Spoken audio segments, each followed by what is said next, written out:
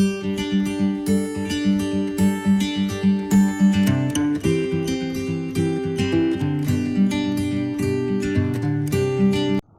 programmers, welcome to BNB Techniques. My name is Sudhir Kumbhare. I hope you guys are enjoying my videos and learning Python. So let's continue with this series of Python learning. Today's session we are going to discuss on how to do numeric operations in Python. So if you compare this Python numeric data types with other languages, there are some interesting differences you will find. So today's session is going to be very interesting. So let's start. So guys, here we are. What I have done is I have created a new file. I have given a proper name and with a nice commenting. So the same request with you guys as well.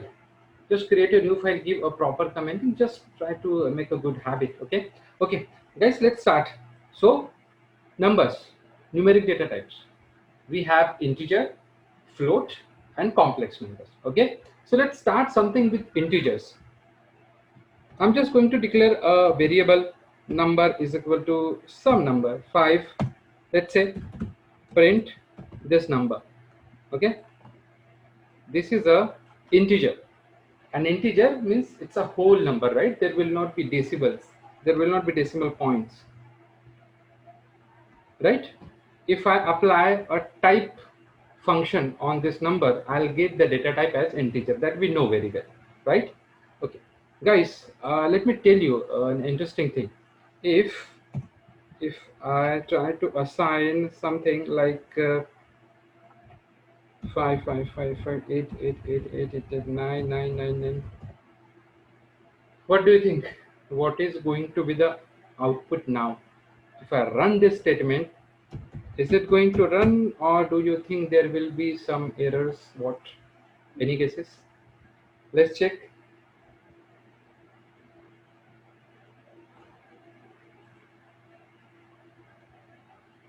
There is no error. There is no error because there is no limit for this integer numbers in Python. What happens, guys? I have started my career as a .NET developer, so I know this C# part. Okay, and after that I started learning Python. I worked in data science and Python web development. But earlier I started my career as a C# developer, so I know in C# and Java, yes, this integer data type is there, but there is a limit on the range of numbers which you can provide with this integer data type. But in Python, there is no limit, absolutely no limit. It's up to your system, your RAM, whatever RAM configuration you have in your machine. If that RAM and the system configuration can handle those numbers, it's up to that machine, right? So there is no limit for integers. So what other operations we can do with this? What we can do is okay, and say a result. I'm just trying to do some simple operations which should not take much time, and you are also aware, right? Simple, I'll say result, just a subtraction.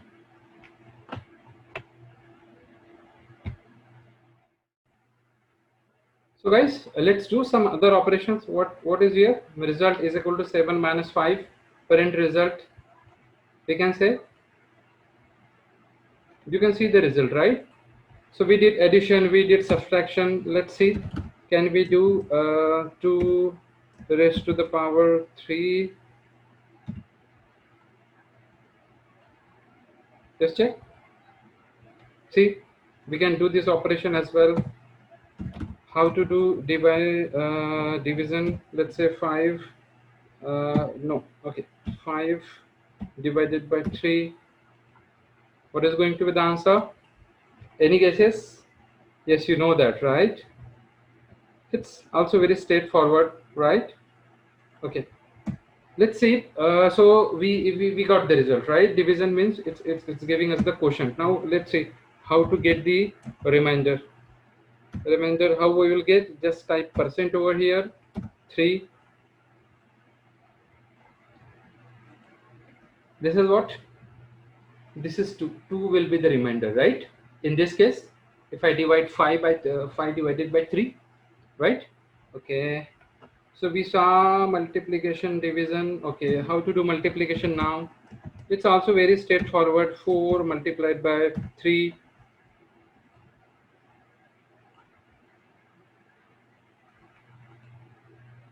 Straightforward. So we can do all kind of mathematical operations using these numeric data types, whether it's a float, it's a complex numbers, or whether it's integers, right? This was related to integers. Let's do some stuff related to float numbers. Okay, so okay, I'll give a comment over here. This was related to uh, integers, right? So what we covered, actually, we just covered the basic operations which we can perform with using integer types, right? Let's see something about float numbers. What are float? Float numbers will have some fractions, some decimal points, right? Okay, so let's do some stuff over here. I'll say again, the also float number is equal to 12.5. If I'm printing this float number, I'll get the output, and if I run this, float number is not defined. It says because n is capital, I declare. Okay, so float number 12.5. Again, if you try this, try to find out the data type of this variable, you will get class as a float for that data type. Okay. Okay, let's do some interesting operations now. Let's say, guys, what I'm doing, just have a look carefully. Okay, print. I'll say 1.2 plus 1.3. Okay, what is the output?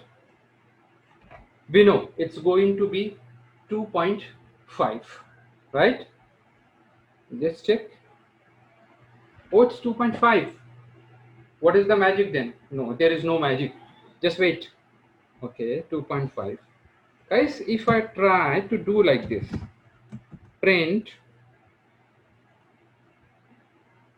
again. Okay, let's try with the same statement. There is no. I'll do that.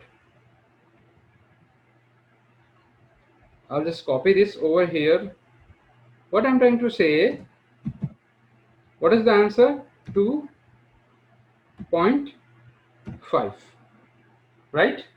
So basically, I'm just trying to compare these two results. The result of 1.2 plus 1.3 is equal to 2.5. If it is true, if both these values, left side and right side values, are true, if those are equal, then it should give me true or else false, right? In this case, what do you think? It's going to be true or false? Let's check it out. Oh, it's true, right? So what is the magic over here? No, still there is no magic. Magic is still left, guys. Just be patient, okay? I'll tell you one more thing.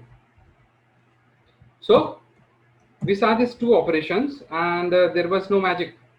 The results we got as we were expecting, right? Now let's do one more stuff over here. What we will do, we have to change these values. Okay, guys, let's change these values. Okay, I'm just going to make it as 1.1 and 2.2. What is going to be done? Oh, it says false, right? Again, check the operation. 1.1 plus 2.2. It's going to be 3.3 only. Yes, that's right. That's right. Then what is wrong with Python? Why Python is giving us false? Because it's a true statement, right? It's a true statement. What has happened? What has happened? Why it's giving false? The reason over here is this 3.3. Okay, let me tell you the reason. Okay, by printing this statement, you will come to know. If I print this 2, because we need to check the sum, right? 3.3, there is nothing to check, but we need to check this one. 1.1 plus 2.2. What is going to be the output over here? What wrong with this float? Oh, see the result, 3.30000 many zeros, right? And that's why this operation, when we try to compare these two values, it became false, because right side it's 3.3 and left side it's 3.3000 many zeros. So it's not same, right? There is some difference. What is the problem over here, guys? The problem is this computer hardware RAM, right? What happens whenever you are writing these numbers are getting stored in binary format, ones and zeros. So if we talk about fractions, if we talk about the decimal numbers, many numbers we can think of in the mind that yes, 1 plus 1 2.2, there will be this result, right? But we are not thinking about the decimal points. So that totally depends on your hardware, your machine, and your RAM, because these numbers are getting stored in terms of zeros, ones, and those kind of formats, right? And that's why this result, you might be thinking sometimes that yes, this fraction, I'll add these two numbers and result is going to be this one. Yes, it's true, but it's not true in terms of our hardware and RAM. Okay, because okay, then you will say, okay, is this a problem with Python? No, guys, this is not a problem with Python. This happens in every programming language that you consider C# or Java. It's going to be there.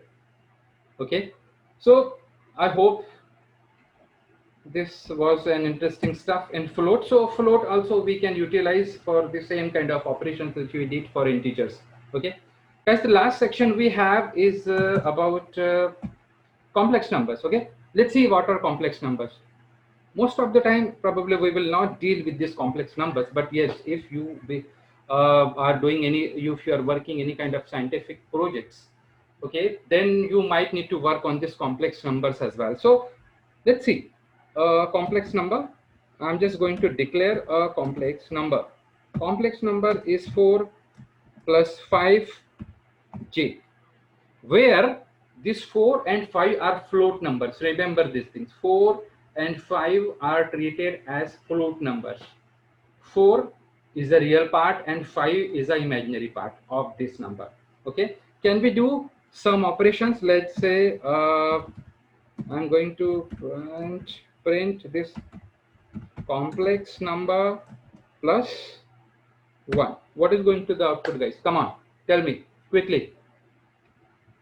Okay, let's see.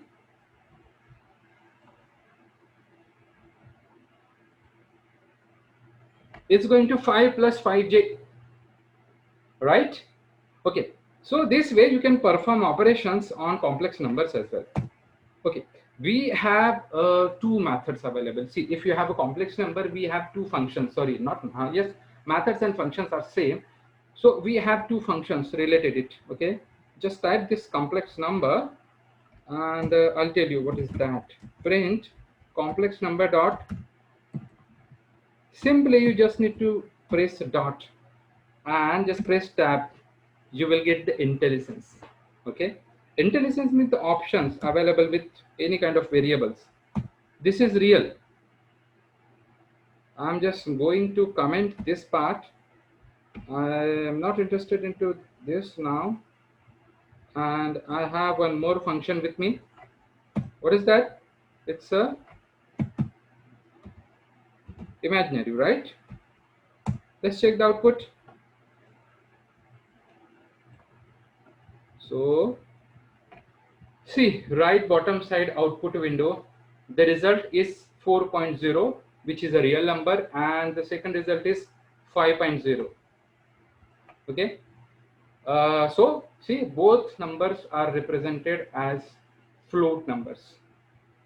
Okay, guys, let's discuss about where we can use where we can actually use these numeric data types or numeric operations.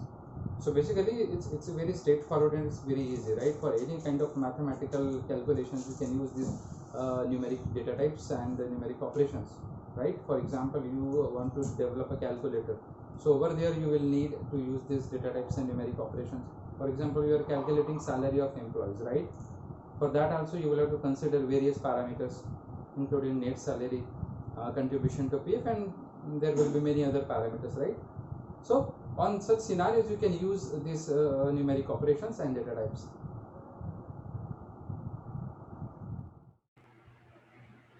Guys, it's time to see what we have learned from today's session. So this is an assignment for you. I have given you 4 statements over there. Various kind of different kind of problems are there. Okay, so just see if you can figure it out and let me know in your comment box. Okay, and let me know if you need any kind of suggestion, any kind of help to find out this problem. These are not the very major problems, these are just simple problems, but it will be good for you to practice it. Okay friends, if you really like my video, please like, share and subscribe, and don't forget to press the bell icon to get further notifications. Catch you in the next video. Till then, bye bye.